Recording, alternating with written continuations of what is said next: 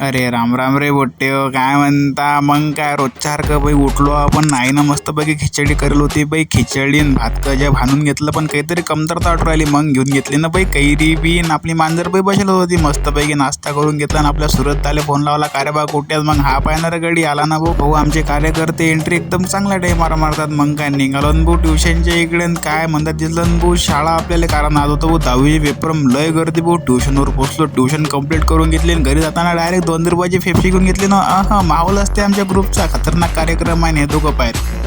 लेकिन ये साला कर क्या रहा है यहाँ पे? मग काय घरी आलो बाबा. संध्याकाळी आलते आपले नळ. मग आई म्हणे 2 टाक्या भरून घे. तेवढ्या मग भरून घेतल्या आणि टाका. आणि चिनोबू सोबत निघालो डायरेक्ट दूध घ्यायले. दूध घेऊन घेतलं ना. चिनोबूनं सोडलं मला या 2 दलिंदर. मग काय दलिंदर माणसं भेटले असल्यावर म्हणतात बाबा रस प्याला आहे. मी म्हटलं ठीक आहे बा, आलो बा प्याले. डायरेक्ट रस पिऊन घेतला गडीसोबत. आणि तेवढ्यात नाही तर मग डायरेक्ट शिवजीच्या मंदिरात नेलं नो भाऊ. भोलेनाथचे मस्तपैकी पाय वगैरे लागून घेतलं. म्हटलं इले बुद्धी द्या त्याच्यासारखं मला बुद्धी द्या, काही विषय नाही म्हटलं. मग काय त्यात म्हणत आनंद भाऊ की आज मायकडून जेवण मिळालं. काही विषय नाही दादा, तुमच्या एकूण असेल तर काही विषयच नाही. त्यात आम्ही नाही दलिंदराला व्हिडिओ कॉल लावून दिला जळव्यासाठी. हा आम्हाला मुराला थांब बाबू फोन घेऊ तुले. म्हटलं ठीक आहे फोन घेऊ बाबा. आणि मग काय डायरेक्ट लस्सी प्यायले भाऊ. याच्या जण सैन निवडायला हा बा कसा करू राहिला आता गडी.